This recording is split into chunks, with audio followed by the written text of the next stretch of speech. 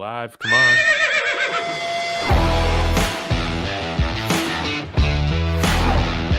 God bless Bo Nix. That's a sacrifice. He's grabbed and he's going to be sacked.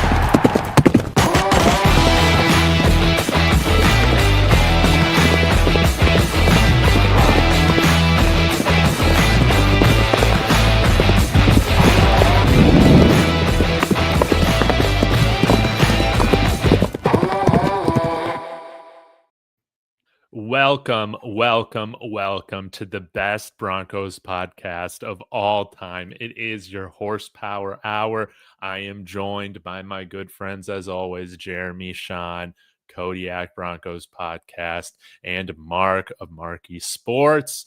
Welcome to the show again, and want to say hello to all of our wonderful followers in the chat. Y'all get in here, blow off some steam with you. If you want to blame somebody that is ridiculous, now is your time to do it, because we got a lot to talk about after this epic collapse. So please be sure to like, hype, and subscribe to all the channels. Links are in the descriptions.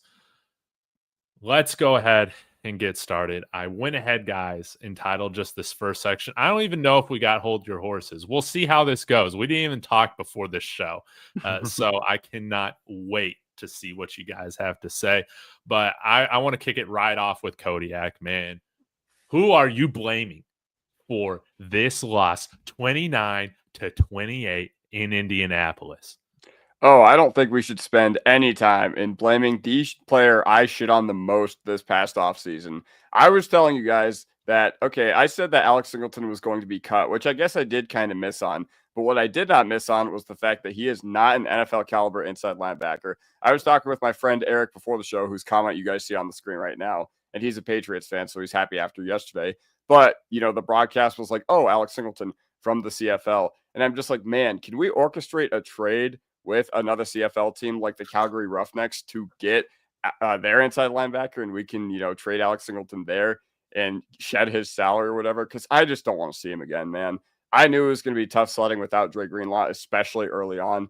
And I guess I'm less disappointed in Sternad, even though we've known that Sternad is always this guy where he's, you know, good against bad teams, but bad against good teams. I can live with that.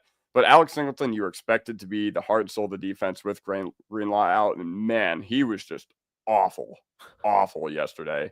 Like I told you guys, I was not happy with how he played 2 years ago, but it looks like he was a guy who was even worse than he was 2 years ago. You know, coming off that ACL, being an older player, I'm ready to see Reed. I'm ready to see Bailey, because at least if they suck, you're developing them. But Singleton, I don't even know what to say. I have no words. Mark, who you blaming? Well, I mean, I'm already getting roasted in my comments for the post game yesterday I did with Jeremy. I'm getting roasted in the comments for the video that I put earlier today, but I don't care. I am going to be that guy, because there is no way in hell you can blame anybody else besides this one group of people, and that is the referees. Period. That's it. All right. I don't like to be that guy, man. I really don't. Like, I don't like to ever blame refs at all, because it's a very difficult job, and there's always things that happen, you know, throughout the course of a game. But guys, in 5 years, there's been 3,120 NFL kicks, both kicking and extra points. Leverage has been called 17 times, right? Which is good for 0.05% according to the math here. And I took it even a step further. I went in and looked, okay, give me the penalty log for every single time that it's been called. It has never been called in the last minute of a game, let alone when time's expiring, besides when it was 2 extra points and both extra points win in anyways. It's an absolutely egregious call to make, whether it's leveraging or not. It's like, dude, okay, if that's leverage, then basically every single, you know, kick block and pump block that you see is leverage. I mean, look at the Will Lutz kick before that he missed. Tell me that wasn't leverage. And the kick was wide right and it was short. You just cannot throw the flag there. It's like throwing the flag on a Hail Mary for defensive pass interference. It never happens, ever. And why is this any different? It was stolen from us. I'm convinced of that, but I've got it off my chest. So, but anyways. Oh, say the thing from Ryan Edwards. What Mike Kliss had said. Or Mike Yeah. Klitz, Or yeah. Dave Logan? Or what was it? Dave Logan said it, but I think Mike Kliss put it out or something like that. I got to go back and find it real quick. But yeah, so Dave Logan said that a ref friend of his texted him that it was a crap call, and one of the game officials was trying to talk the ref who called leverage to pick up the flag.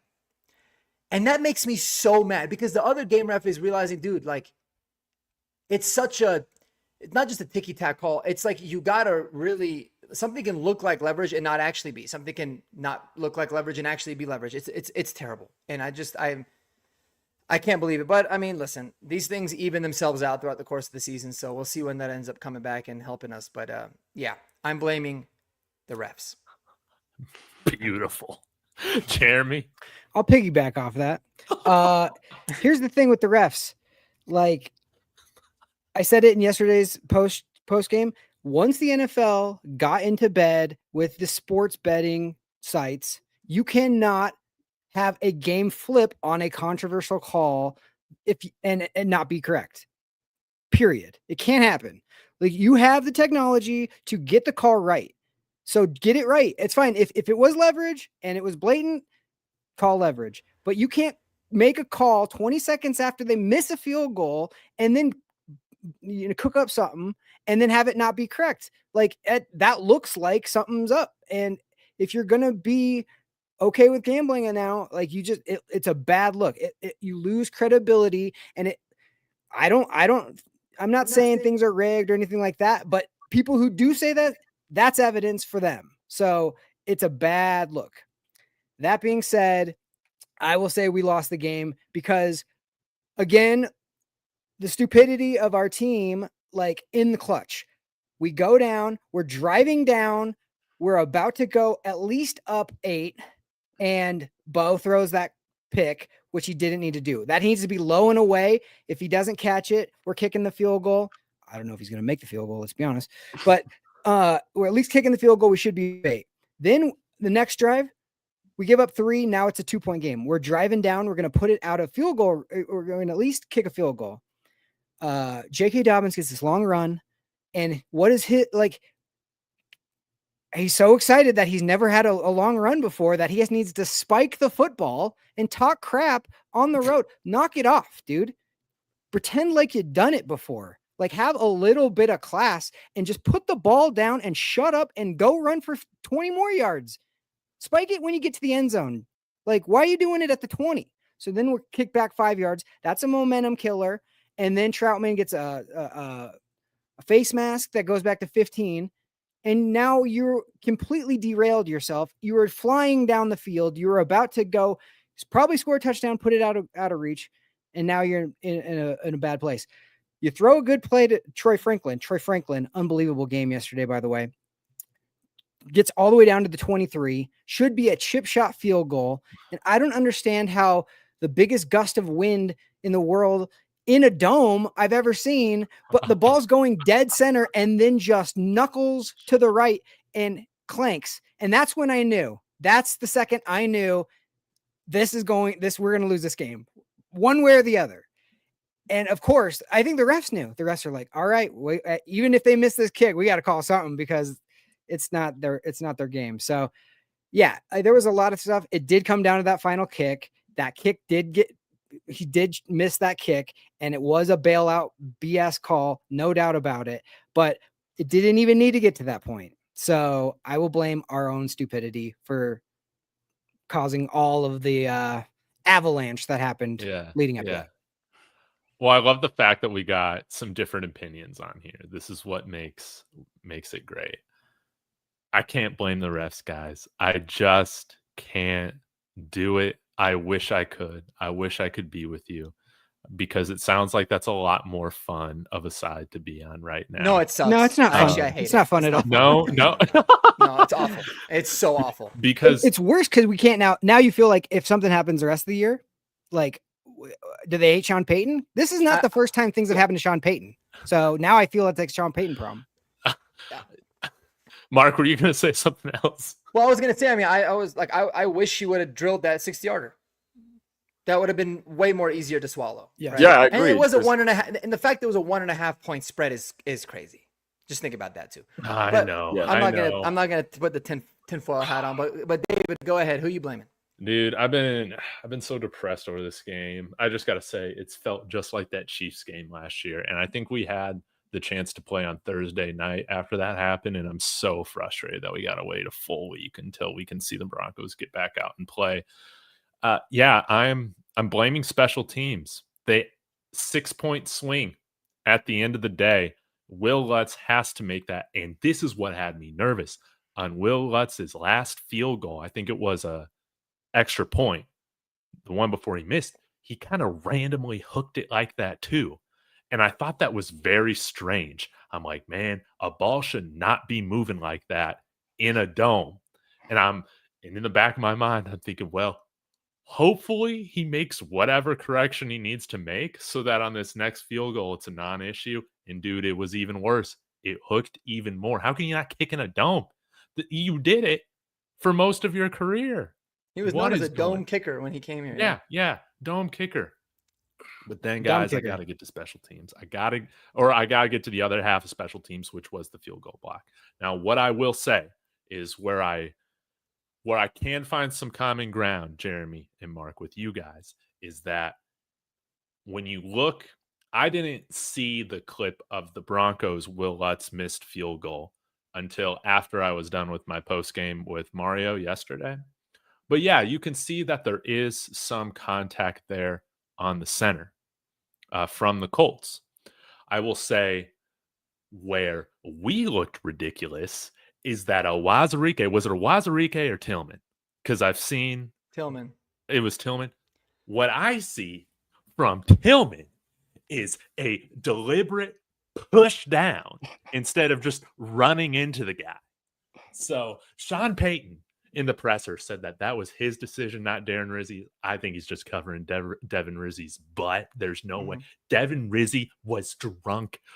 Our special teams suck outside of Crawshaw. They have been an abomination so far, and that is very triggering for me because our shittiest teams have always had some of the worst special teams. We better get this thing in order, guys.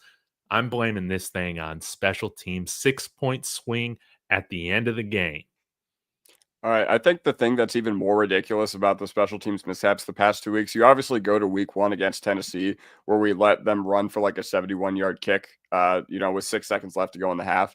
And we obviously had that special teams disaster yesterday. But didn't we literally fire Kotwika because of what we had last year and, what we had on special teams with the Casey blocked kick, with the punting disaster in overtime against Cincinnati, with us giving the Chargers the free kick in the second game in the away game that gave them all the momentum? Didn't we literally fire our special teams coordinator last year so that stuff like this wouldn't happen again? And it keeps happening again. And you're just like, man, where do we make the corrections? Because, Sean Payton went to the podium and said, I called that play. I called that play to, block that kick. Okay, cool. Throw that play in the playbook and never talk about it again during field goal block meeting or whatever. Like, all I'm saying is that was Darren Rizzi just too busy, stroking it during the field goal meetings this past offseason? Like, I just genuinely don't know how our special teams, with as much experience as Sean Payton and Darren Rizzi have, not only just in general, but together, like, how does that even happen? Like, how does this happen the past 2 weeks? Now, punter, absolute dog. But the special teams, it's cost us a game. It cost us a couple of games last year, and it cost you a game this year. So, I'm just waiting to see what comes of this. It almost feels like we're like complicating special teams. That's right. That's almost like what it feels like. We're like, again, there's just no reason to even try and block a 60-yard field goal. Yeah. Man. Like, We're outsmarting ourselves. Instead of last week, it's like, why even kick it off into where they can return it? That's just so stupid. Just kick it through the back. But no, Darren Rizzi, I'm the greatest special teams coordinator in the league. So I'm watch how smart I am, and it blows up in your face. Don't learn any lessons. And what do? You go in and you're like, hey, let's do this special play where we have to try to block a 60-yarder. Like, are you freaking kidding me? Like, if he kicks 60 yards, good on him. But like, I don't know. You better just crawl before you walk. You're not good at special teams. You don't go to we're so good, we're going to do these special things like, trick plays or just do your job. That's it. Do your job. Well said. Guys, we're going I'm to take a obviously break. not over it.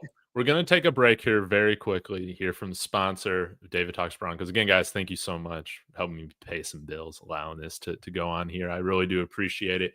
And then we'll kind of get into stock up, stock down. And I feel like we also just need to hit on this defense more because they also deserve their share of the blame. Want to give a quick shout out to the flagship sponsor of David Talks Buffs and David Talks Broncos YouTube channel, and that is Profit X, America's #1 sports prediction market. This is peer-to-peer sports prediction where players play against each other, like you and me, instead of a sports book versus the house. You almost always get the best odds on any play that you're looking to make. They operate in over 40 states, including Texas, where I reside. So use the promo code Dave and claim up to $200 in profit cash for all plays in the first 30 days of playing on the site. Terms and conditions apply. Go ahead, click the link in the description, sign up using my promo code Dave on Profit X, and join me on America's #1 sports prediction market. Yeah, sorry, Richie. I don't know if Profit X is out there in Canada. We'll, we'll have to see. But guys, before we jump into stock up, stock down, does anybody have some stuff they need to get off their chest when it comes to this top 5 defense? Yeah, it's not. That's all I have. It's not even close.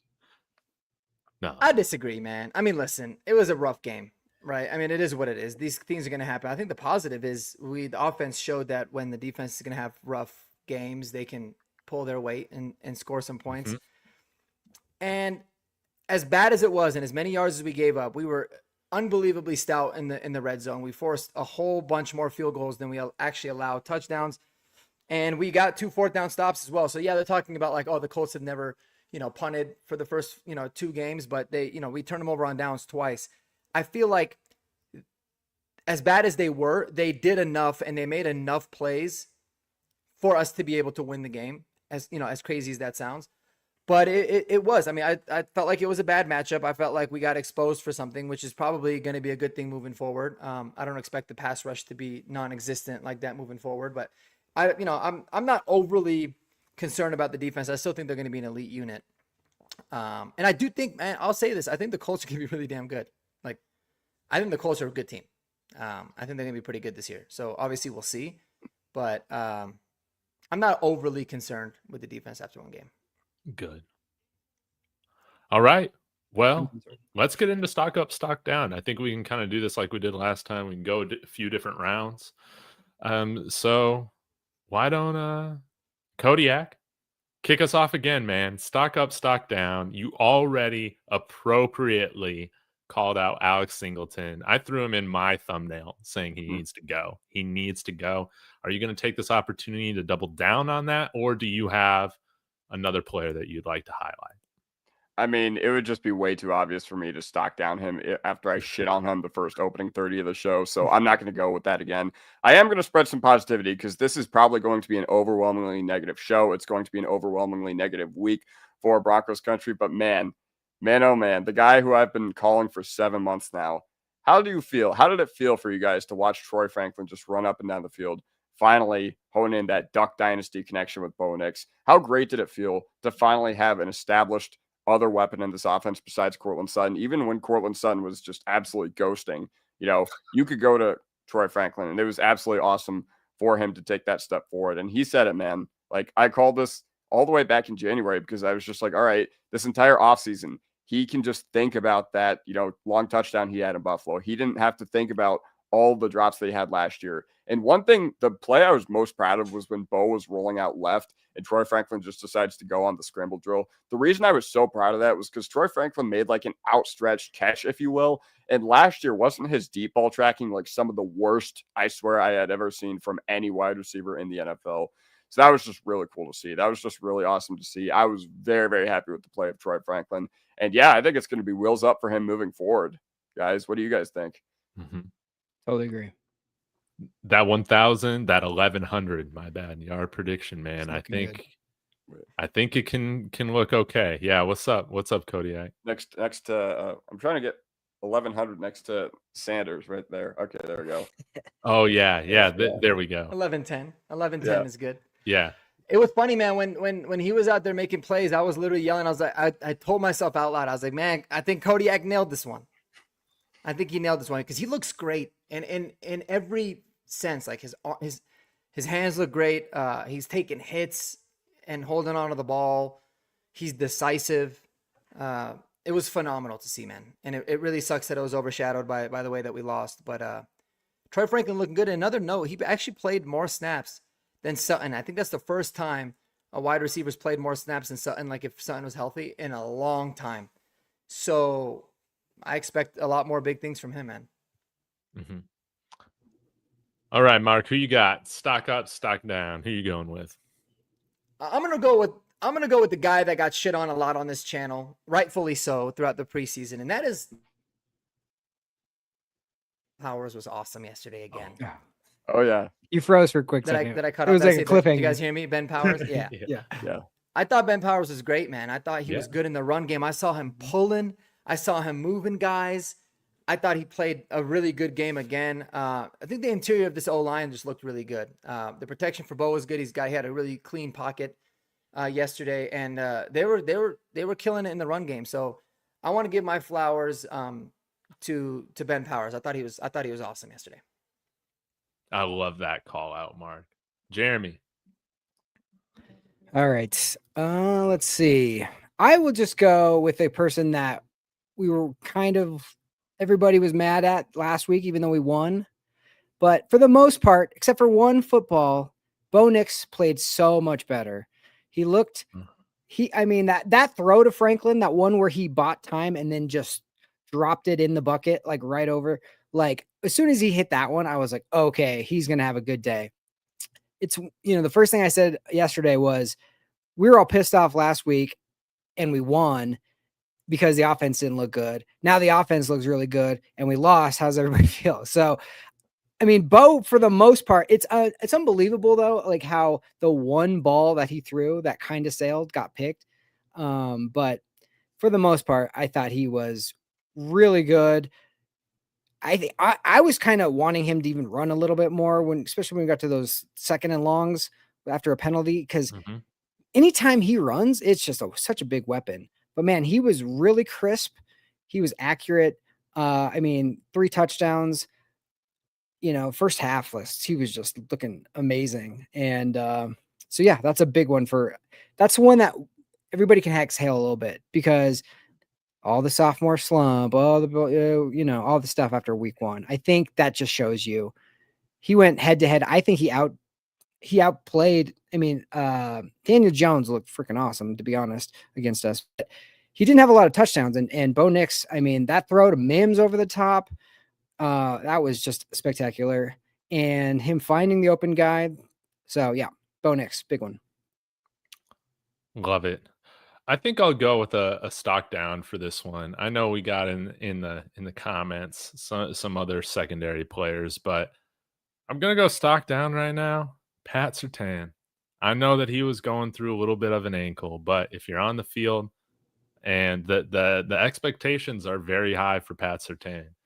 I don't think any of us expect perfection or close to perfection from our other DBs. I guess so. I guess some of us do, because again, we always hear Jaquan ain't good enough, Riley ain't good enough. Guys, we're not far removed from having Damari Mathis as a starting cornerback on this team. But nonetheless, Pat Surtain did not have a good day yesterday. And there were just some passes in which Daniel Jones absolutely threaded the needle against him, but you still expect the reigning defensive player of the year to come down with some PBUs, if not in an interception against Daniel Jones. So I would imagine this was one of Daniel Jones' best games of his career. Again, we got 2 fourth down stops. That was nice. But my expectation, even if Pat Surtain's a little dinged up, is for him not to get beat by guys like a rookie tight end, man. To me, that's just inexcusable. So I know we'll get a bounce back from Pat Surtain, no doubt about it.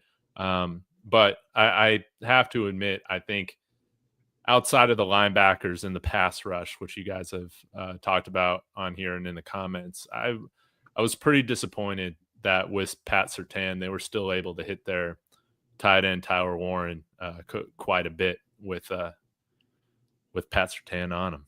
That hurt. Yeah, of course. Yeah, of course. Now, the next one I have, I mean, I have seen a little bit of hate for this guy, but I don't think it's enough so far. So, didn't we sign a joker this offseason? I think the joker may have pranked us into thinking that he was a starting NFL caliber tight end, because what the heck, man? Like, okay, so Evan Ingram, he goes out there. I know he had like the injury all week or whatever, and he probably wasn't 100%. But once again, with Patrick Surtain, if you're not 100%, why are you out there? We have to go based off what we saw on the field. So first of all, he has that false start, and then he gets, which we converted because of Bidet, making something happen. But then he misses the block on the Troy Franklin screen, gets him absolutely killed. And overall, it was just a horrible day for Evan Ingram. And once again, I just thought he'd be more involved in this. Like, the fact that he's had minimal involvement in this offense, like, I don't know. It just looks like, well, I remember our friend Mike Carmelini said, it looks like the Broncos wanted a joker this offseason, but got a stroker when they signed Clay Webb. I think we got two strokers when we signed Evan Ingram. Like, what do you guys think? It's hard because of the injury. That's the only thing. Like, it's hard to be like, I agree with you. If there wouldn't have been an injury going into this, I'd be like, where, you signed for this big contract and all of a sudden, like, you're doing very minimal. You're not playing well. That's the only caveat with that. I mean, he did catch one and get straight up the field and got the first down. I remember that one. And I was like happy that somebody just caught it and got straight up and got the first down. But yeah, hasn't been great so far. There's no doubt about that. I still think, man, they're easing in these new guys into the offense. You see that with RJ Harvey too. I'll have real concern about Evan Ingram's involvement if we're into the middle of October with him getting like 2 or 3 targets a game. Yeah, he played 43% of the snaps too. Again, really low, less than half. He did that the first week as well with the even pre-injury. So I think something's going on to where he's just not playing a lot right now. But he's just not getting the opportunities. He's getting out-snapped significantly by Troutman. And so you've got to think it's got to be something injury-related. So yeah. Mark, stock up, stock down. Stock down, Roger Goodell. Just kidding. For having human referees. No, I obviously I'm just joking about that. A stock down. I think. I mean, you guys nailed it with a lot of these. I think another stock down for me in this game that hasn't been mentioned. That might be a little bit of a tough one because we kind of shit on all the players that I thought looked really, really bad. You're not going to shit on this defensive line? No, not really. We had 16 quarterback pressures and we couldn't get one sack. So we were almost there, man. Oh, we had one. Yeah. 1 second. It was just Strnad. It was Strnad blitzing. Yeah. So. Yeah. It was Strnad that did it. I don't know. I don't really. I mean, I guess you could say. Will Lutz. We got to have a conversation about Will Lutz, right? You look at the numbers. He's a very accurate kicker overall. When you look at the numbers, there is a problem with him, a significant problem of not being good in clutch kicks. Just look at the track record, right? He missed the kick in the playoff game. Obviously, it was a big kick right before the half. He missed that kick when the Buffalo Bills had 12 men on the field. That was like a 38-yarder. He missed that. Then he gets a mulligan, makes that one. He doesn't make big-time clutch kicks. Yesterday's kick was obviously a pressure kick, and he misses it. So a stock down for Will Lutz. Now, I'm not ready to say we need to replace him, but I think you need to send a message, bring some guys in, try them out, see what ends up happening. Because it's hard to find good kickers, Brian. It is hard. Yesterday was brutal in the NFL with missed kicks. Like the first 15 minutes of watching Red Zone, the kickers were missing everything. So unless you have a Brandon Aubrey, you should always be looking. But I'd say a stock down from him for sure. And I think you guys touched on everybody else. I don't really have anyone specific. Okay. Jeremy? I'll go with the defensive line, but not because we didn't get to the quarterback. The run defense was atrocious yesterday. And it was the thing that was really bugging the crap out of me was like they would get 5 and then they'd get stood up and then they'd let them we weren't swarming to the ball and like pushing them back. There was not that intensity. It was almost like we were really soft and they were just like, oh, well, we'll fall forward for another 3 yards. And it was all game long. It was last week as well. That's the part that Dre Greenlaw, I'm hoping, is the catalyst for, where it's just like he's that dog that gets them all like, hey, you better be swarming to the ball. The play's not over like until he's getting pushed back. And I just did not feel like they had that intensity. And that huge long run that Hufanga saved us. That was all Singleton. So yeah, Singleton was my number 1 stock down for sure. The only thing I will say to defend Singleton a little bit is when you don't play you get injured, you're off, that whole entire rehab time, you're not staying in football shape. Then you don't play at all in the preseason. And then to be thrust in the starting lineup and be like, hey, all right, go. Like, it's just not going to be good. With and one he's hand. slow anyways. And he looked so slow. It was like the Gilded Age out there. Like, my God, like on that long run though, that's the one that I was like losing my mind because all he had to do was he could have literally fell down and it would have been better for us. He literally ran over, tripped and got in front of PS2. Then he ran to where and then Jonathan Taylor just ran to where he should have been and then kind of cut off PS2. And thank goodness they, Hufanga stopped him, but it was, that was atrocious. But the run defense, I just don't like the whole vibe of it. It feels this was supposed to be an elite defense.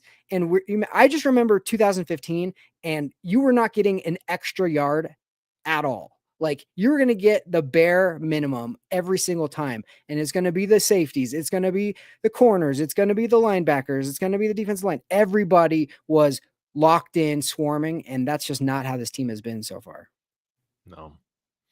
No, we need some TJ Ward, Aqib Talib attitude on this defense. I don't think we got enough. Like Malik Jackson always like just kind of played with a man with his head on fire, or hair on fire, whatever the expression is, man. Danny Trevathan level. I love the way that he would just come hit you after you got stood up. He would just come in and smack you.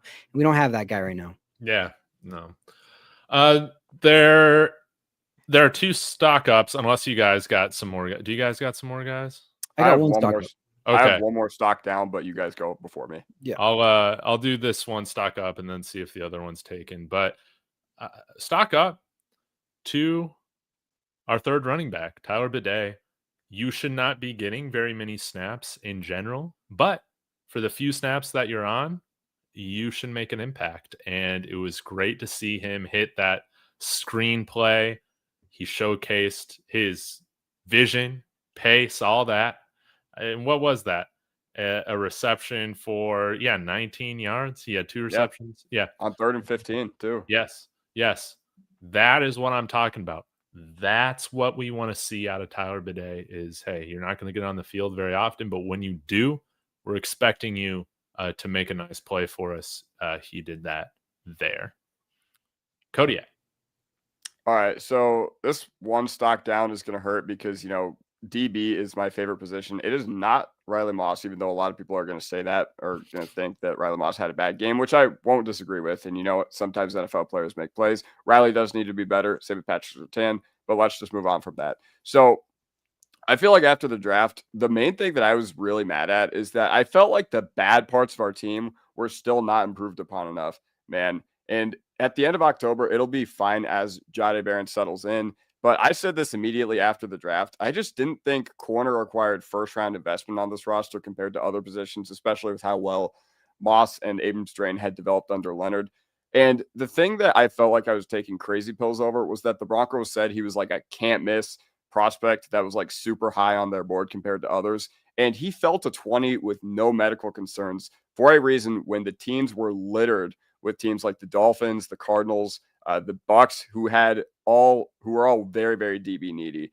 And I feel like not allowing themselves the flexibility hampered their ability in the draft to like really carve out the other areas of the team that I think should have been improved upon more than a first round, like only nickel corner, depth nickel corner.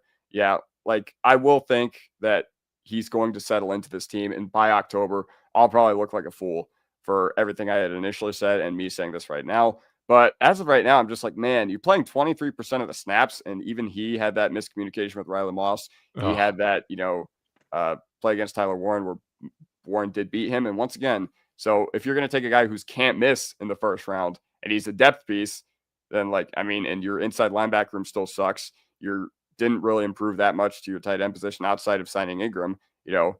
I feel like they hampered their flexibility because I felt like their board was one player deep when the time came and they were on the clock at 20. Yeah, Jihad Campbell sounds really good right now. Ferguson, freaking, yeah, we can go down that direction.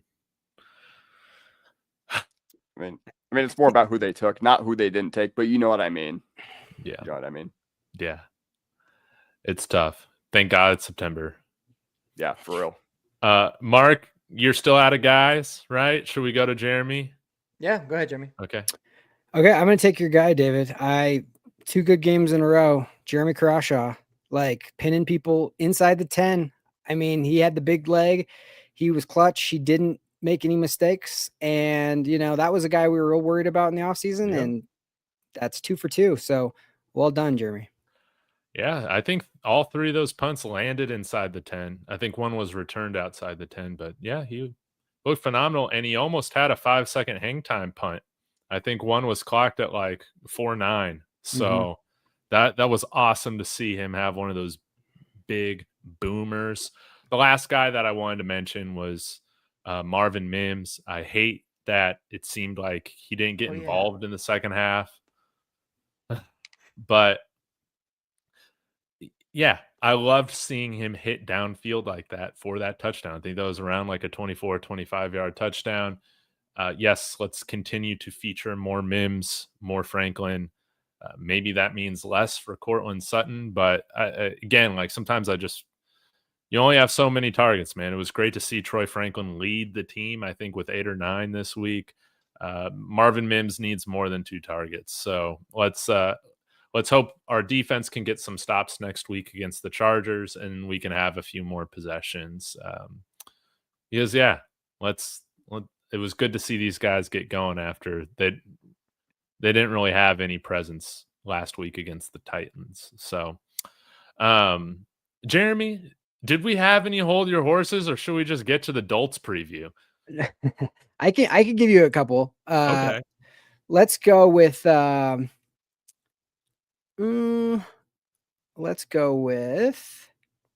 know Mark kind of said his opinion on this one, so I'm going to go with David. Okay. We need to replace Will Lutz. Okay. Giddy Like up or hold your horses or giddy up. Yeah. No. Hold your horses. I'm keeping Will Lutz because I have no idea who we would even sign right now. And also because we have proven that we can get specialists in the day 3 of the draft, we can wait until the draft and take a 6th-round kicker next draft in the 2026 draft. And I know Mark will be elated about that. I honestly, drafting a kicker 100 times smarter than drafting a punter. I would be totally fine with taking a kicker in the 7th round. But a punter? No. I mean, damn good punter. Might be the best punter in the league this year, but okay. Yeah. Okay. All right, good. Cody, I'm going to go next because I know, again, Mark kind of said his piece on this one. We need to worry about this defense. Giddy up. And here's why. Once again, if you look at this team last year, you look at the bad things that we were bad at last year. We were bad against physical offensive linemen. We were bad against teams with good running backs and tight ends. And guess what? The Colts have a good running back and a good tight end and a physical offensive line. And guess what? The defense completely crapped themselves yesterday. And I think we have a really, really good opportunity this upcoming week, especially because the Chargers were a big thorn on our side. They were the team that played us probably better than anyone last year consistently, outside of Baltimore when they blew our doors off. But still, I think that, the Chargers, they match up really well with us. And now you have an opportunity to show why you upgraded to Talanoa Hufanga. Now you have a huge opportunity to show why you upgraded to Dre Greenlaw. If he plays, that would be a monumental boost for this team, this defense. And I would love to have him back. I would love to have him back this week. But if not, then it's going to be another rough day for our inside linebackers in general. And at that point, when you go from Daniel Jones to Justin Herbert now, you just got to say your prayers. And I think the secondary will bounce back because they always bring it against the division. But still, I do think we do need to worry about this defense a little bit, especially because after the Chargers or after the Bengals, we get the Eagles. That's probably not going to be an easy game. So, yeah. But after that, it gets much easier, and we will get some chances to dial in. So, I am worried for this game this upcoming week against the Chargers, I will say. Yeah. And one of those things, if this game irons out all the kinks and now you're fired up because like PS2 is going to have to be fired up. Riley Moss is going to have to be fired up. Hopefully the linebackers are fired up. Hopefully we get Drango back and our run defense. So if we can come out and smack the Chargers, that will be a great way to get this taste out of our mouth on the Colts. I would have traded before the season. You would have been like, you're going to beat the Chargers, but you're going to lose a heartbreaker to the Colts. I'll take it. Mark, all right. This is a guy that you were really excited about, but has 2 bad weeks so far. Have you changed your mind? Darren Rizzi is overrated. You got to hold your horses on this. He's obviously not been doing well. It's been a bad transition, but you've got like 10 years of history with this guy. So it's not like he all of a sudden just doesn't know how to play the coach special teams. I think that it's just some transitionary stuff. But a lot of the problems too, like the problem with the two, the significant special teams issues that we had, you talk about the long return in week 1, and then, you got the missed field goal, but then there was the penalty. It was stupid decisions more than on the execution part. I mean, I guess you can say like, yeah, they should have tackled him on the kick, but the kick should have gone to the back of the end zone. So a lot of it was like very bad decision related too, but I think you're gonna have to hold your horses and see what ends up happening. But he owes us a couple wins, so definitely warming up a little bit. I agree. He needs to be better. And you have a young team, you have a lot of new guys. Let's keep it simple, stupid. Especially for this early part of the year. Just don't beat yourself.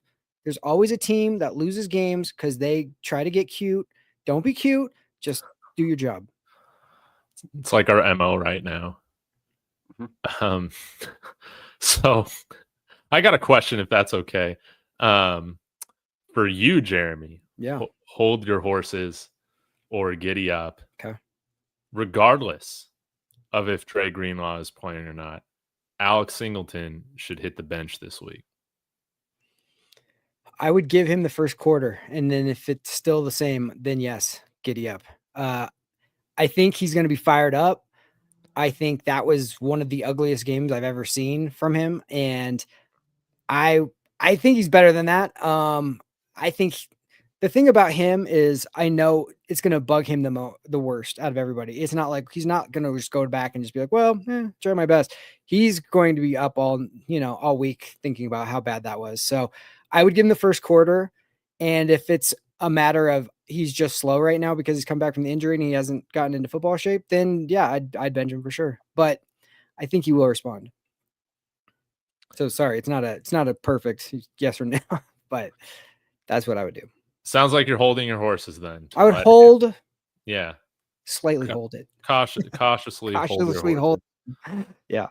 So let's get into this game against the Chargers. We got Harbaugh'd twice last year. Once at home, pretty emphatically at the beginning of the season. And then what did we blow? A 17-point lead at halftime against them on the road?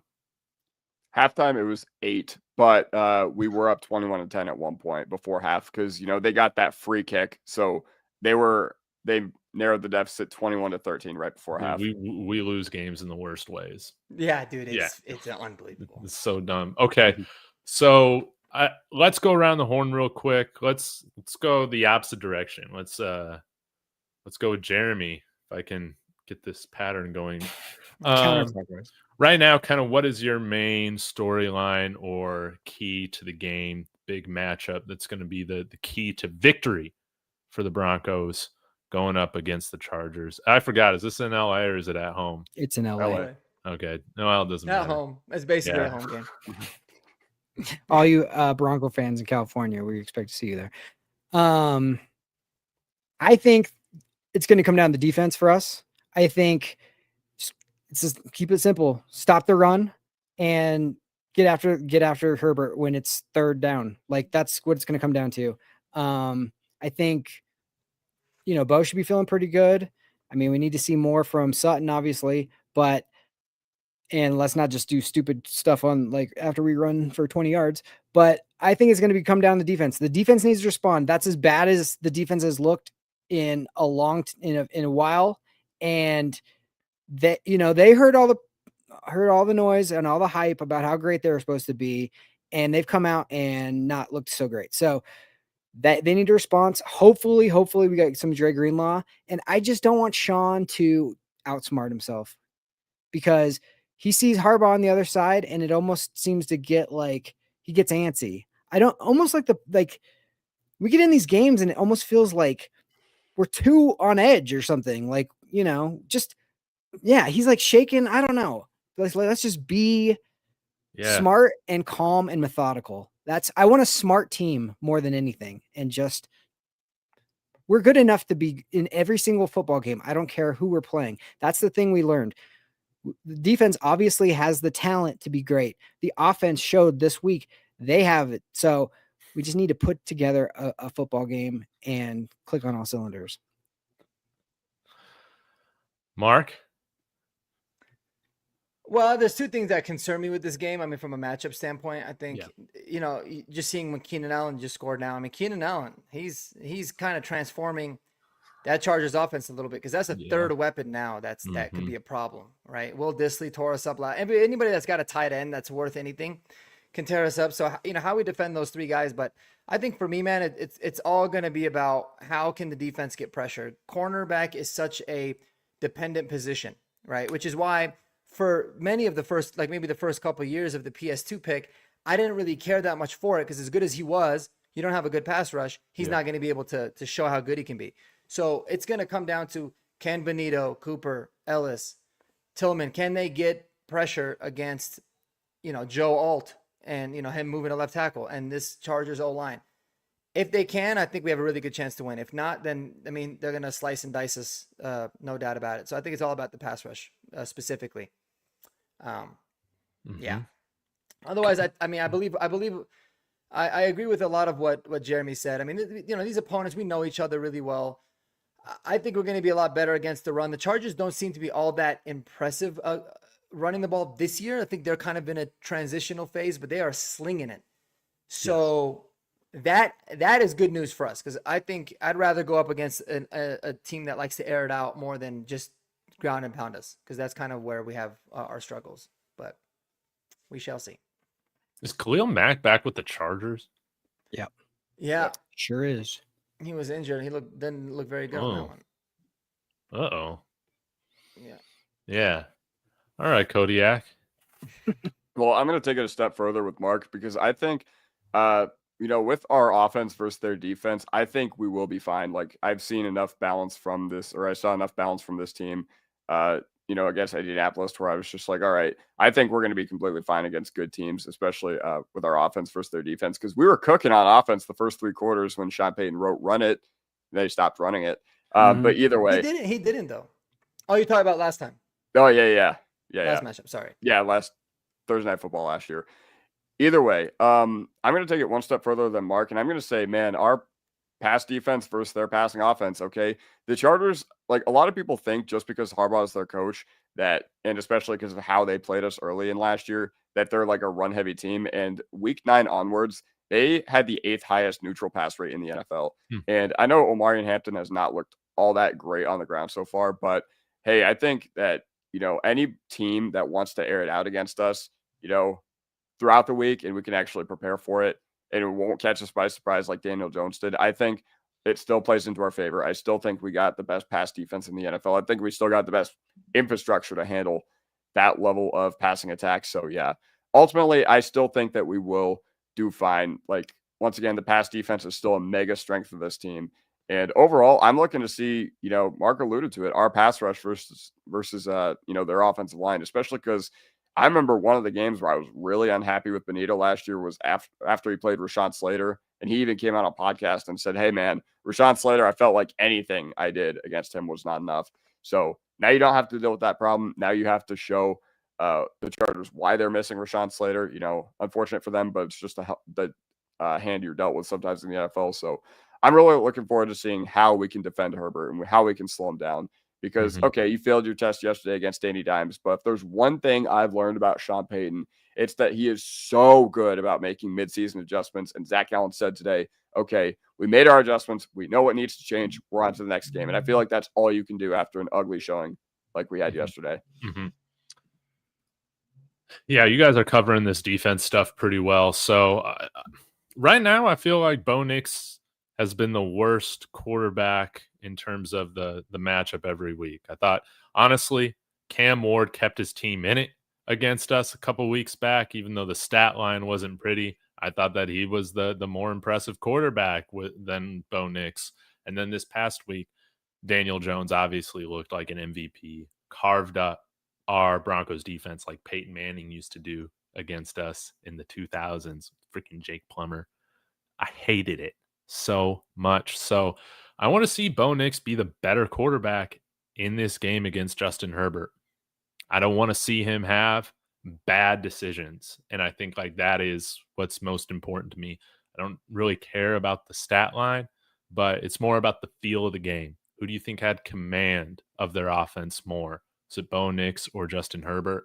For us to win, we have to have the better quarterback in this matchup. Very rarely does a team win in spite of their quarterback. We did it week 1. And yeah, let's not chance that again. So you guys want to go around and do predictions really quick in the last, final few minutes here? Give a little score prediction. Sure. Go ahead. Go for it, Jeremy. Oh, you want me to go? Okay. Let me see. I didn't think about this. Let's go. I'm going to go Broncos because I just feel like they are going to be so needing to get that feeling back. And I think nothing focuses you more than something like that. I think, if we could have played the Colts the second after that game was over, we would have won that game. So I'm going to go Broncos. I'll say 27-24. They're going to get some. I think we should be tougher. I just don't be dumb. That's all. At this point, just play smart and play hard. And, you were good enough to go head to head with anybody. So yeah, Eli got it right. 27-24.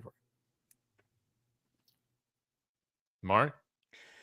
Yeah, it's kind of one of those weird things because I had we been 2-0, I probably have us losing this game. Right. And just because I think right now, man, I think just to be frank, I think the Chargers are a better team than we are.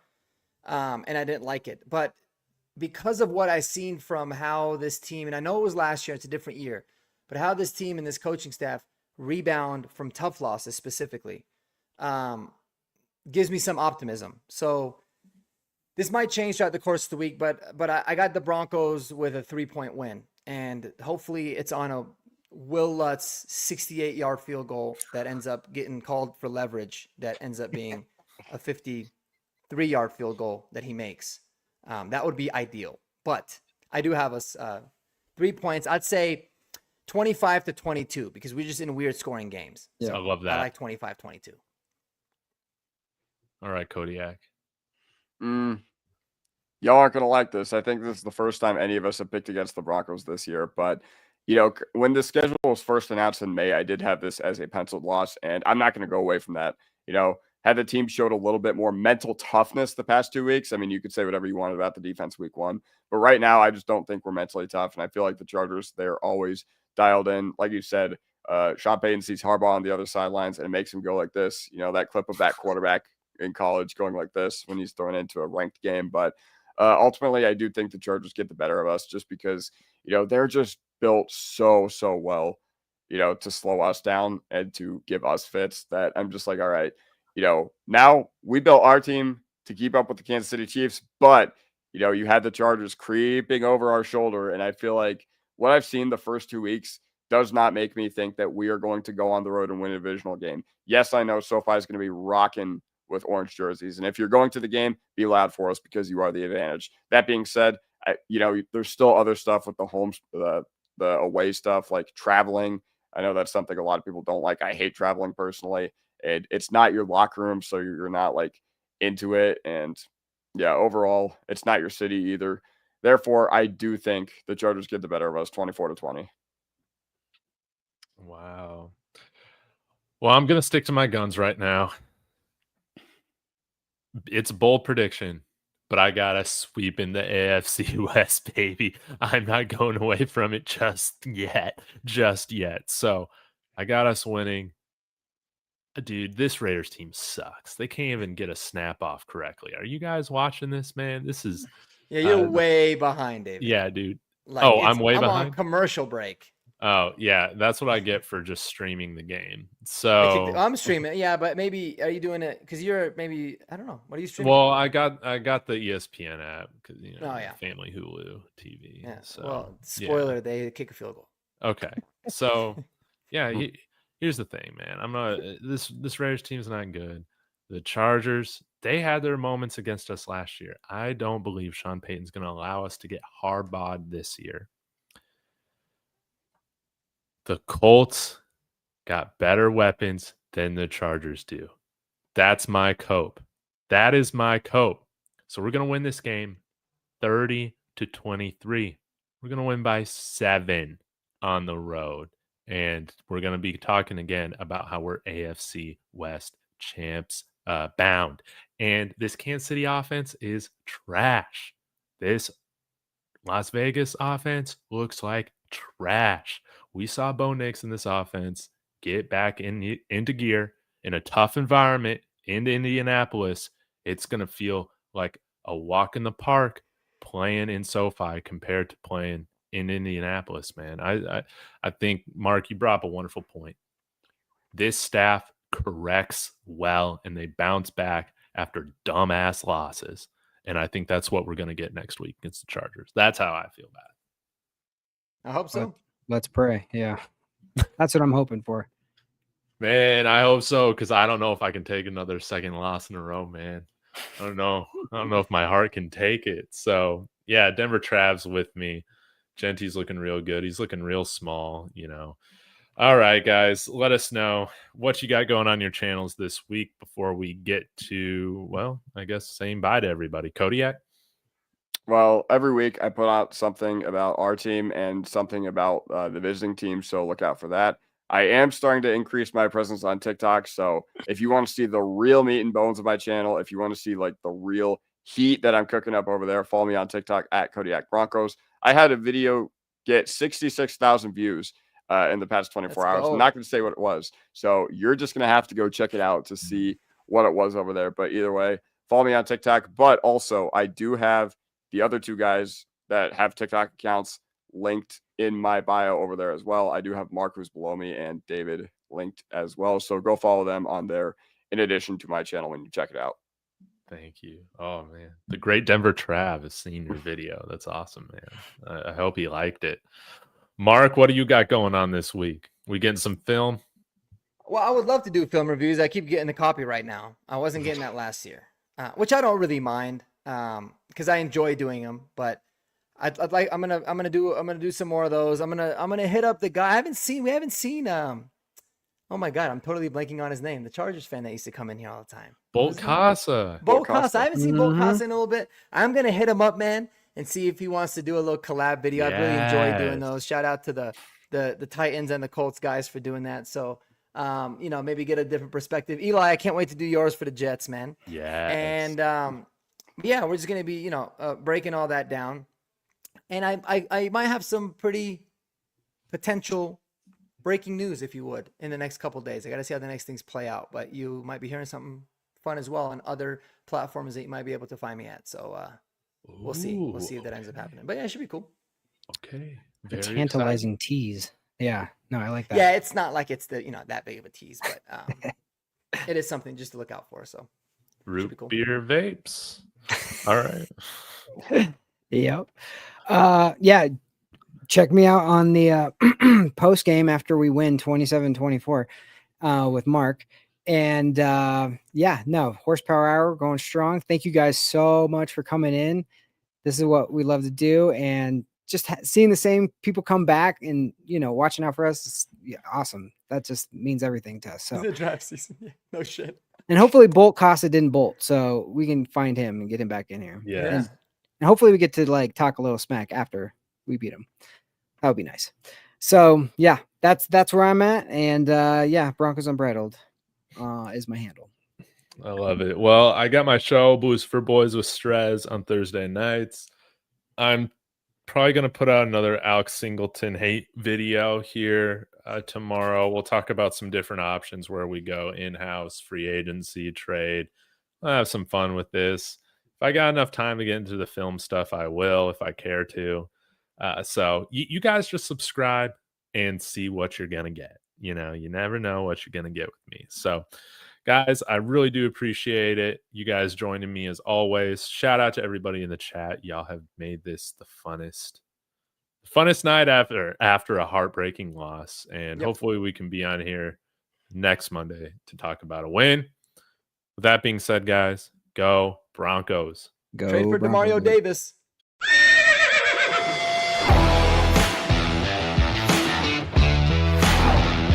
God bless Bo Nix. That's sacrifice. He's grabbed and he's going to be sacked.